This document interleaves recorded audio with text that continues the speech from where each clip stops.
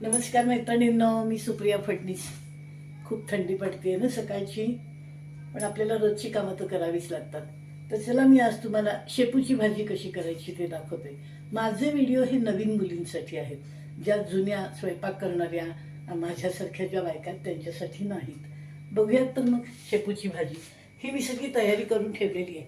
कांदा चिरलाय, मुगाची डाळ भिजून घेतलेली आहे, लसूण आहे, मिरची पेस्ट आहे आणि शेपू आहे, थोडंसं मीठ. ह्याच्या पलीकडे आपल्याला काही लागणार नाही आहे. तर मी यामध्ये तेल गरम करायला ठेवलं आहे. तेल थोडं बेतानीच घालायचं, आपल्याला हवं तसं. अर्थात तेल थोडं बेतानी. तर हा टाकला हिंग. तेल तापलेलं आहे. हिंग टाकल्यावर त्यात टाकते मी लसूण. लसूण जरा व्यवस्थितच टाकायचं.